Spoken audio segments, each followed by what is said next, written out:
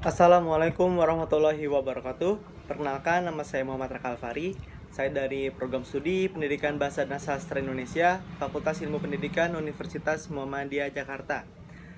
Oke, pada kesempatan kali ini, izinkan saya untuk memberikan sebuah video pembelajaran dengan mahasiswa asing dari ketiga negara. Yang pertama itu bernama Yizuan Zheng dari Tiongkok. Yang kedua itu bernama Maria Agatha dari Singapura. Lalu yang ketiga dan yang terakhir itu adalah Muslimah Azah dari Malaysia. Oke, pada kesempatan kali ini video pembelajaran saya yang akan saya bagikan kepada kalian semua. Saya mengajar BIPA level 4 dengan materi pidato. Nah, berikut adalah video penayangan pembelajaran asing melalui daring. Salam kenal. Ya, saya temannya Salsa. Iya. Oke, mungkin langsung aja ya Kak untuk pembelajarannya, mungkin kira-kira biar cepat selesai juga. Iya, boleh. Oke. Jadi hari ini kita akan mengajar apa? Hari ini kita mengajar pelajaran mengenai pidato, Kak. Pidato? Iya, pidato. Jadi nanti saya jelaskan dulu pidato itu seperti apa. Kemudian nanti kita saling tanya jawab gitu, Kak. Iya, oke. Nanti ada modul pembelajarannya juga. Ada modul pembelajaran? Iya, modul pembelajaran. Ya. Oke, Ya, baik. Saya mulai, Kak. Iya. Selamat sore, perkenalkan nama saya Muhammad Raka Alfari. Saya dari Pendidikan Bahasa dan Sastra Indonesia, Fakultas Ilmu Pendidikan Universitas Muhammadiyah Jakarta. Kali ini saya akan mengajarkan BIPA level 4 dengan tema kemasyarakatan. Nah, nanti pengajaran itu mengenai pidato, Kak. Nah, sebelum memasuki pembelajaran, saya mau mau meminta Kakak untuk memperkenalkan diri, karena saya juga belum tahu Kakak dari mana, berapa gitu, Kak. Iya, oke. Iya, jadi saya perkenalkan dulu.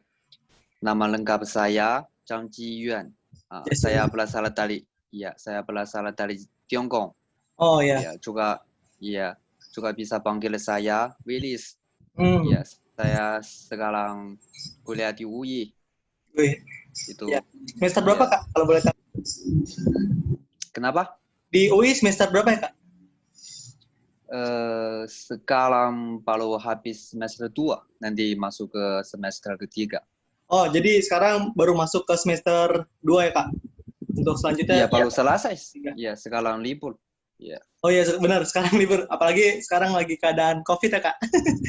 Jadi agak susah untuk pembelajaran. Iya. Oh iya, Kak. Kira-kira Kakak di Universitas Indonesia mengambil jurusan apa ya, Kak? Saya ambil jurusan Sastra Indonesia. Oh, Sastra Indonesia. Berarti hampir sama saya ya, Pak, Kak? Untuk pembelajaran sastra. Iya. Berarti kita betul. Semoga aja saya juga bisa belajar banyak dari Kak Willis. Ya, semoga kita bisa saling belajar. Ya, baik. Oke, selanjutnya kita akan memulai pembelajaran pada hari ini mengenai pidato. Nah, sebelumnya saya akan menjelaskan pidato itu seperti apa dan akan men-sharekan modul pembelajarannya. Ini saya lewat share screen ya, Kak. Iya. Sudah terlihat, Kak? Belum. Oh, belum ya? Iya.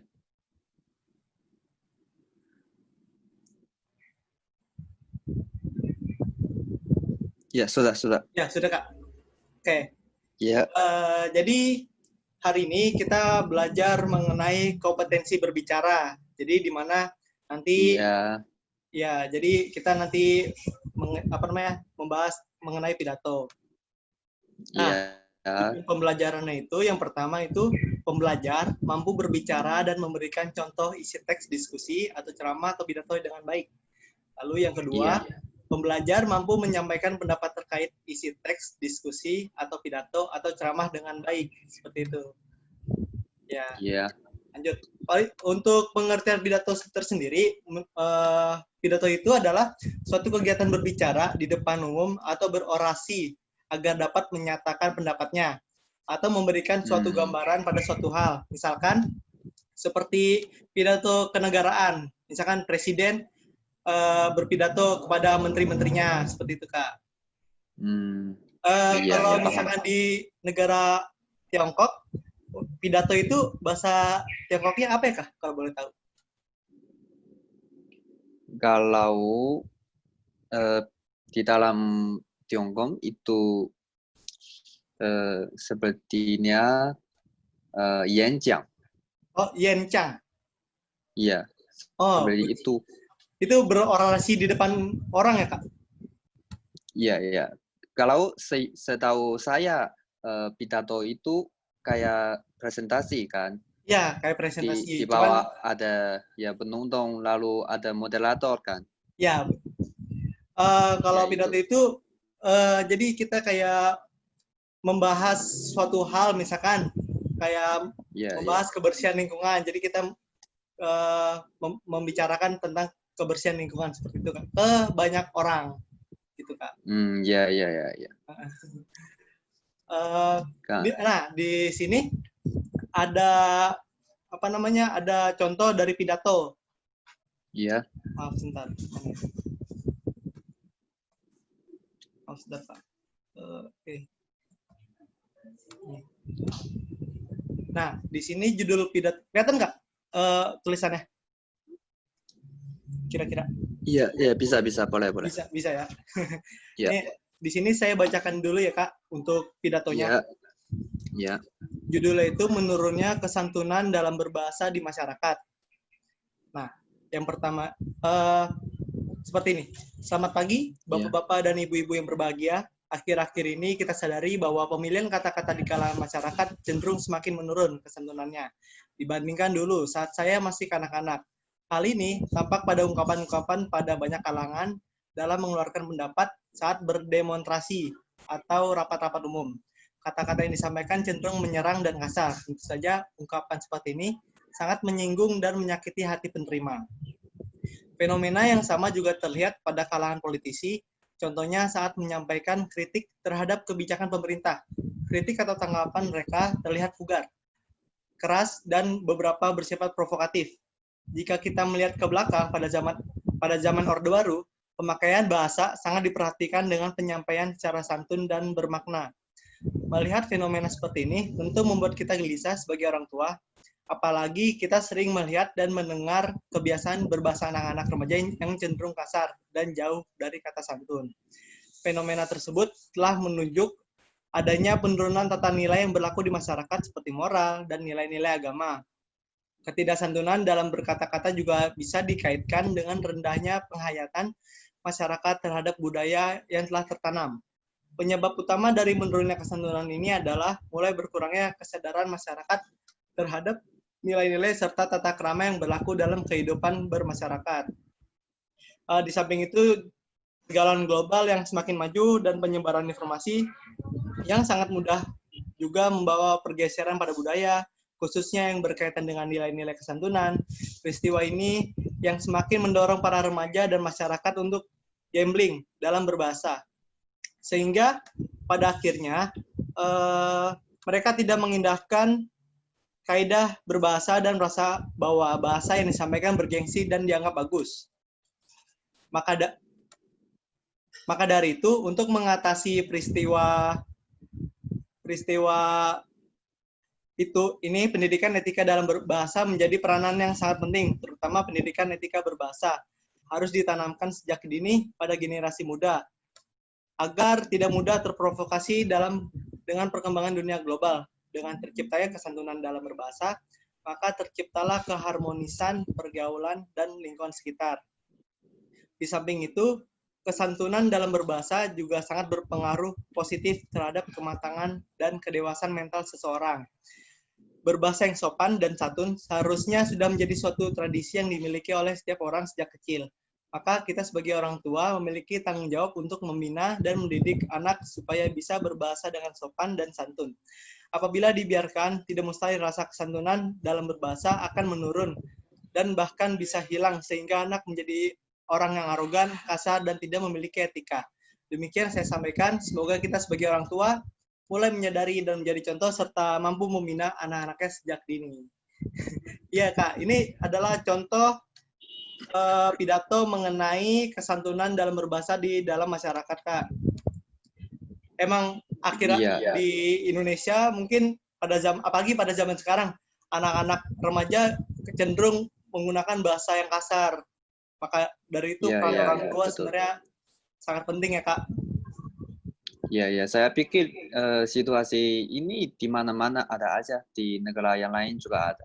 Oh Yang di pentingnya, iya, pastilah mungkin kondisinya ada yang cuma sedikit atau ada para laki.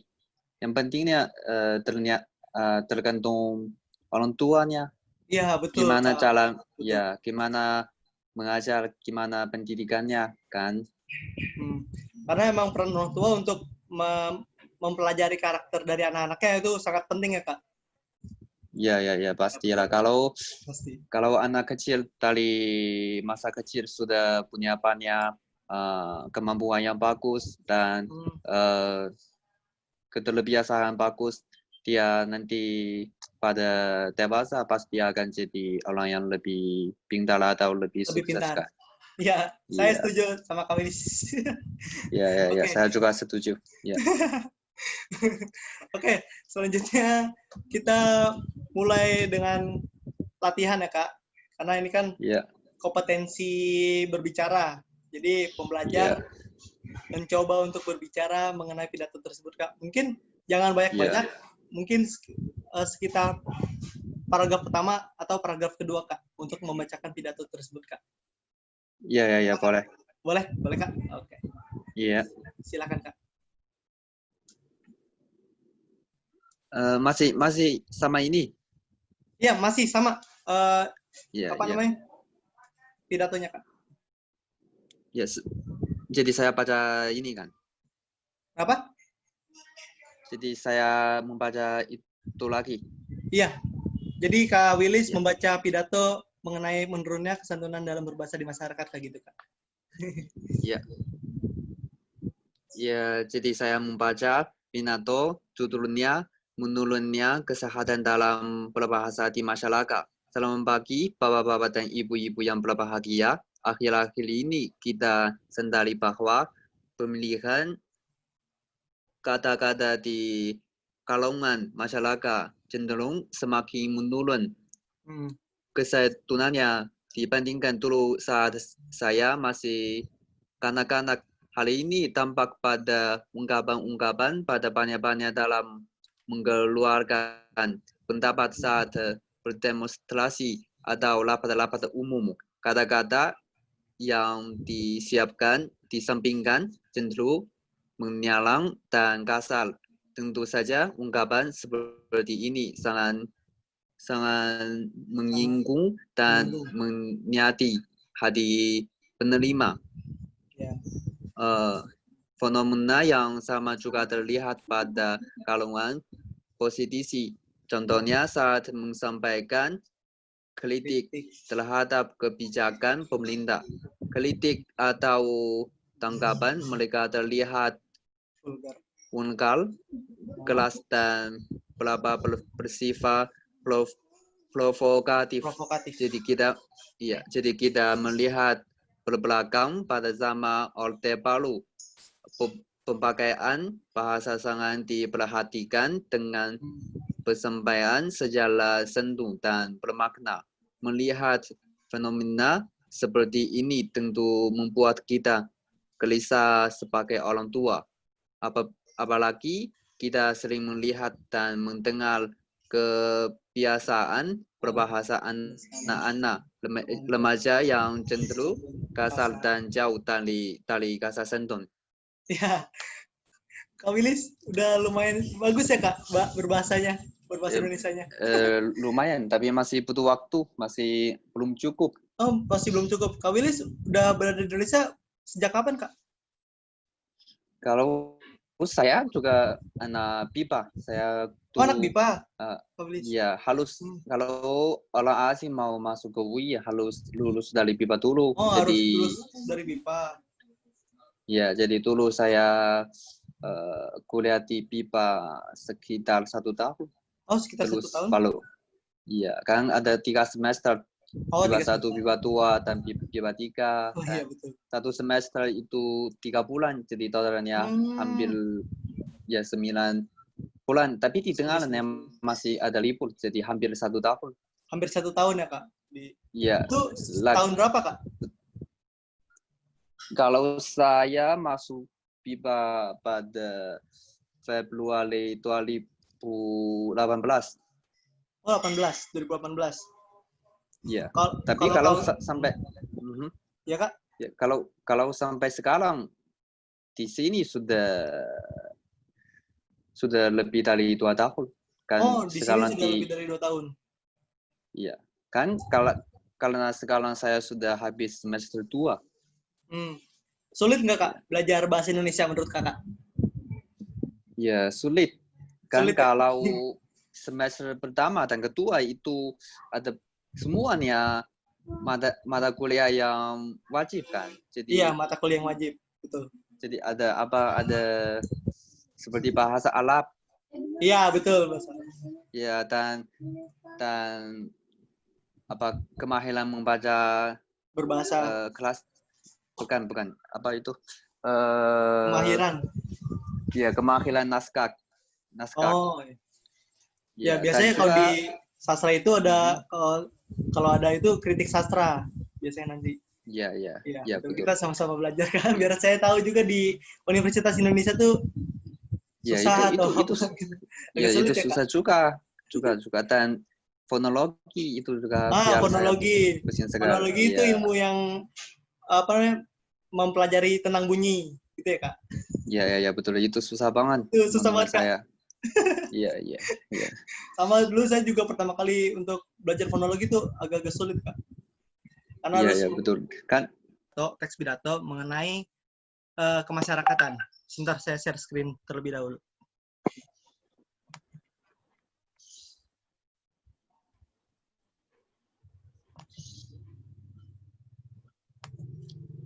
Sudah terlihat belum?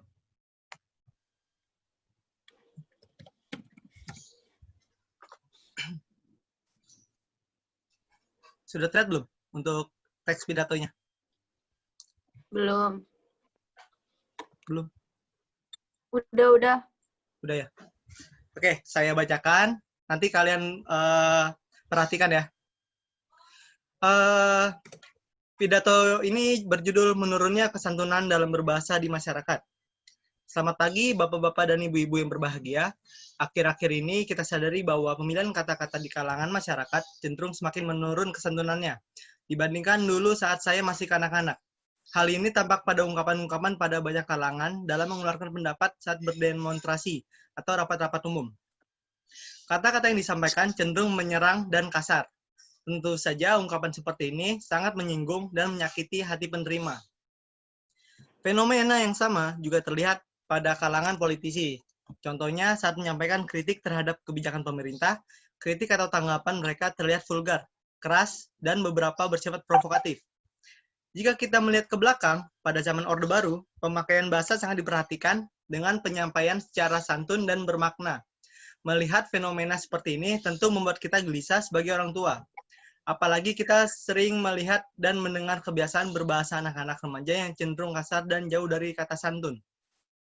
Fenomena tersebut telah menunjukkan adanya penurunan tata nilai yang berlaku di masyarakat seperti moral dan nilai-nilai agama. Ketidaksantunan dalam berkata-kata juga bisa dikaitkan dengan rendahnya penghayatan masyarakat terhadap budaya yang telah tertanam. Penyebab utama dari menurunnya kesantunan ini adalah mulai berkurangnya kesadaran masyarakat terhadap nilai-nilai serta tata krama yang berlaku dalam kehidupan bermasyarakat.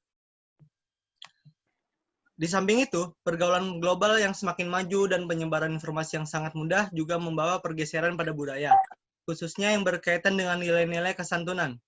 Peristiwa inilah yang semakin mendorong para remaja dan masyarakat untuk gambling dalam berbahasa.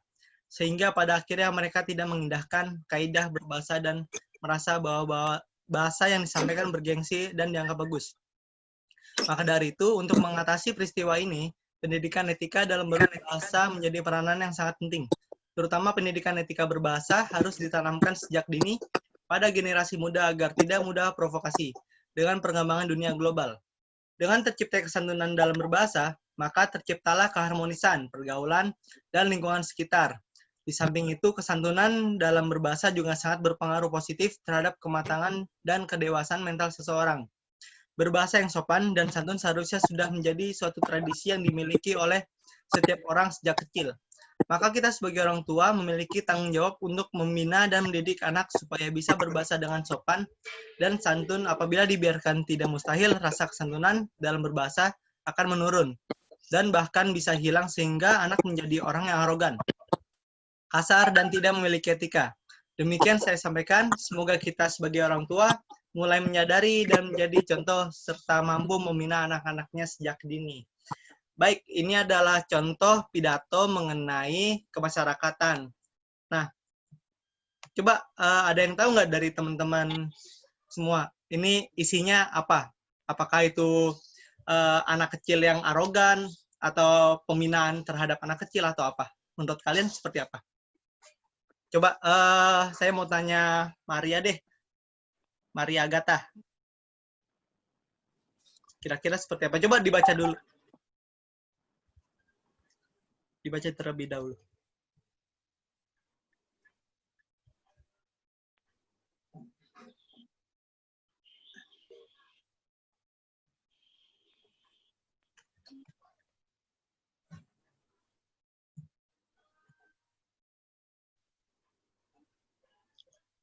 Apakah fenomenanya mengenai anak-anak, atau lingkungan masyarakat, atau ketidaksantunan?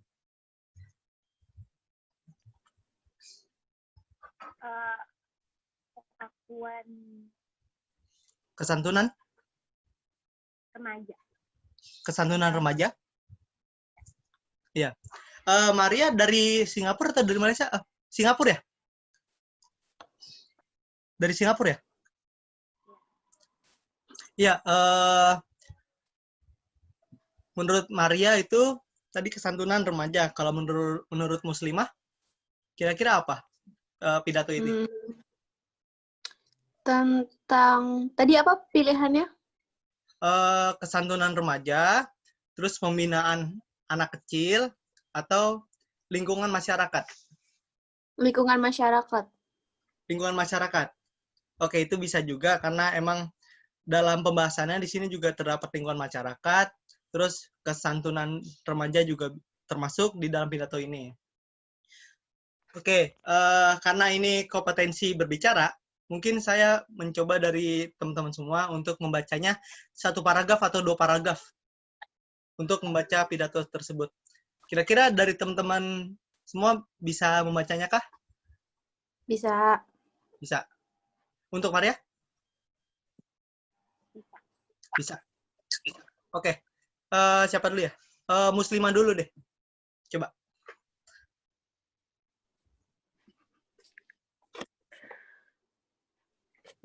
Judulnya juga dibaca atau enggak? Oh iya, boleh. Menurunnya kesatuan dalam berbahasa di masyarakat. Selamat pagi Bapak-bapak dan Ibu-ibu yang berbahagia. Akhir-akhir ini kita sadari bahwa pemilihan kata-kata di kalangan masyarakat cenderung semakin menurun kesantunannya dibandingkan dulu saat saya masih kanak-kanak. Hal ini tampak pada ungkapan-ungkapan pada banyak kalangan dalam mengeluarkan pendapat saat berdemonstrasi atau rapat-rapat umum. Kata-kata yang disampaikan cenderung menyerang dan kasar.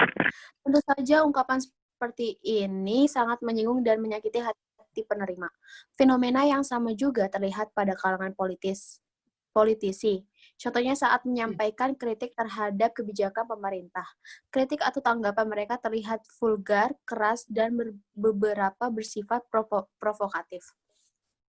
Jika kita melihat ke belakang, pada zaman Orde Baru, pemakaian bahasa sangat diperhatikan dengan penyampaian secara santun dan bermakna. Melihat fenomena seperti ini tentu membuat kita gelisah sebagai orang tua. Apalagi kita sering melihat dan mendengar kebiasaan berbahasa anak-anak remaja yang cenderung kasar dan jauh dari kata santun. Oke, baik, Muslimah. Sepertinya Muslimah juga sudah lancar ya berbahasa Indonesia. Sudah berapa tahun kira-kira, Muslimah? Sudah 8 tahun. Sudah 8 tahun. Kemarin Muslimah kuliah di mana? Saya lupa. Di Unpad. Di Unpad. Mengambil Iya. jurusan apa? Sastra Indonesia. Oh, sastra Indonesia juga, berarti sama ya? Berarti kita bisa saling belajar bersama untuk nantinya. Coba, oke. Selanjutnya Maria. Maria dilanjutkan ke paragraf 3 ya. Sudah, paragraf 3. Coba Maria dibaca. Yang fenomena sampai bermasyarakat.